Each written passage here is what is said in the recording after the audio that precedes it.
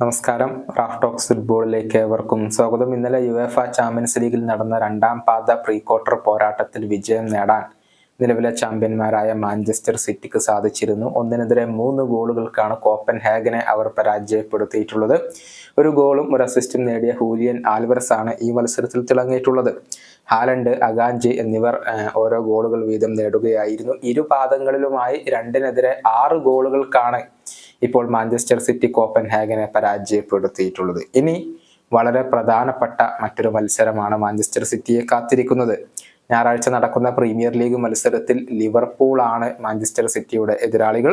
നിലവിൽ സിറ്റിക്ക് തുടർച്ചയായി മത്സരങ്ങൾ കളിക്കേണ്ടി വരുന്നുണ്ട്. പ്രീമിയർ ലീഗിലെ ഷെഡ്യൂളുകൾ അത്തരത്തിലുള്ള ഒരു രൂപത്തിലാണ് ഇപ്പോൾ ഉള്ളത്. ഓരോ 3 ദിവസം കൂടുമ്പോഴും മത്സരങ്ങൾ കളിക്കേണ്ടി വരുന്ന ഒരു സ്ഥിതിഗതിയാണ് ഇപ്പോൾ മാഞ്ചസ്റ്റർ സിറ്റിക്കുള്ളത്.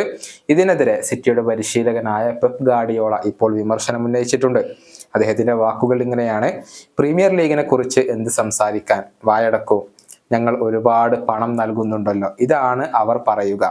എനിക്ക് ഫ്രഷ് ലെഗുകൾ ഇപ്പോൾ ആവശ്യമാണ്. എൻ്റെ താരങ്ങൾ എത്രത്തോളം ക്ഷീണിതരാണ് എന്നുള്ളത് എനിക്കറിയാം. ചില രാജ്യങ്ങളിൽ ബുധനാഴ്ച കളിച്ചാൽ പിന്നീട് ശനിയാഴ്ച കളിക്കേണ്ടി വരുന്നു. എനിക്ക് ഫ്രഷ് ലെഗുകൾ ആവശ്യമാണ്. ഇതാണ് ഇപ്പോൾ സിറ്റിയുടെ പരിശീലകൻ പറഞ്ഞിട്ടുള്ളത്. മികച്ച ഫോമിലാണ് മാഞ്ചസ്റ്റർ സിറ്റി ഇപ്പോൾ കളിച്ചുകൊണ്ടിരിക്കുന്നത്. ഇതിനു മുൻപ് മാഞ്ചസ്റ്റർ യുണൈറ്റഡിനെ 1-3 ഗോളുകൾക്ക് അവർ പരാജയപ്പെടുത്തിയിരുന്നു. ലിവർപൂളിനെ തോൽപ്പിക്കാൻ കഴിഞ്ഞാൽ അത് സിറ്റിയെ സംബന്ധിച്ചിടത്തോളം ഒരു മുതൽക്കൂട്ട് തന്നെയായിരിക്കും. ലിവർപൂളിനെ മറികടന്നുകൊണ്ട് 1-ാം സ്ഥാനത്തേക്ക് പ്രവേശിക്കാനുള്ള ഒരു സുവർണാവസരമാണ് ഇപ്പോൾ മാഞ്ചസ്റ്റർ സിറ്റിക്ക് ലഭിച്ചിരിക്കുന്നത്. ഈ വീഡിയോ അവസാനിപ്പിക്കുന്നു.